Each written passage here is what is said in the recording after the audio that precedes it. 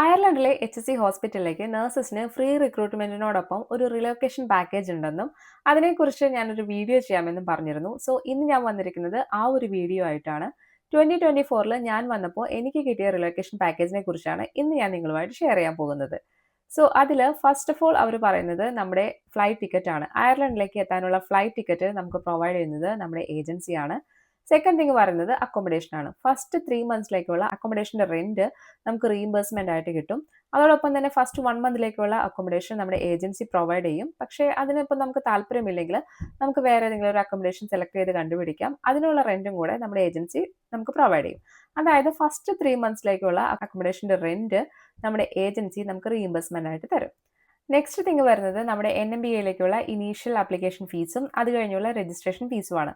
അതായത് initial application fees എന്ന് പറയുമ്പോൾ DL കിട്ടുന്നതിന് വേണ്ടിയിട്ട് നമുക്ക് കുറച്ച് പൈസ ചിലവാകും. അത് മാക്സിമം €350, അതായത് €350 നമ്മുടെ ഏജൻസി നമുക്ക് റീഇംബേഴ്സ്മെന്റ് ആയിട്ട് തരും. അത് കഴിഞ്ഞ് നമ്മൾ അയർലൻഡിൽ എത്തിക്കഴിഞ്ഞാൽ ആപ്റ്റിറ്റ്യൂഡും അഡാപ്റ്റേഷനും എല്ലാം പാസ്സായി കഴിഞ്ഞാൽ വീണ്ടും NMBAയിൽ രജിസ്ട്രേഷൻ ചെയ്യണം. അതിന് മാക്സിമം നമുക്കൊരു €145 ചിലവാകും. ആ ഒരു €145 കൂടെ നമ്മുടെ ഏജൻസി നമുക്ക് റീഇംബേഴ്സ്മെന്റ് ആയിട്ട് തരും. ഇനി നെക്സ്റ്റ് തിങ് വരുന്നത് നമ്മുടെ OETയുടെ ചാർജാണ്. OETക്ക് നമുക്കറിയാം നല്ലൊരു പൈസ നമ്മുടെ കയ്യിൽ നിന്ന് ചിലവാകും. പക്ഷെ നമ്മുടെ ഏജൻസി നമുക്ക് മാക്സിമം തരുന്നത് €180 ആണ്. ഇനി അടുത്ത കാര്യം വരുന്നത് നമ്മുടെ എൻട്രി വിസയാണ്. എൻട്രി വിസയ്ക്ക് മാക്സിമം €80 നമ്മുടെ ഏജൻസി നമുക്ക് റീഇംബേഴ്സ്മെന്റ് ആയിട്ട് തരും. ലാസ്റ്റ് തിങ് വരുന്നത് നമ്മുടെ AWSന്റെയും ക്രിട്ടിക്കൽ സ്കിൽ വിസയുടെയും ആ ഒരു ചാർജാണ്. AWS എന്ന് പറയുമ്പോൾ നമ്മൾ അയർലൻഡിലേക്ക് വരുന്നത് ഈ ഒരു വിസയിലാണ്. അപ്പോൾ ഈ ഒരു വിസയ്ക്ക് ചിലവാകുന്ന ക്യാഷും അത് കഴിഞ്ഞ് നമ്മൾ ആപ്റ്റിറ്റ്യൂഡും അഡാപ്റ്റേഷനും എല്ലാം പാസ്സായി കഴിയുമ്പോൾ നമുക്കൊരു ക്രിട്ടിക്കൽ സ്കിൽ വിസ കിട്ടും. ആ ഒരു വിസയ്ക്കുള്ള ചാർജും എടുക്കുന്നത് നമ്മുടെ ഏജൻസി തന്നെയാണ്.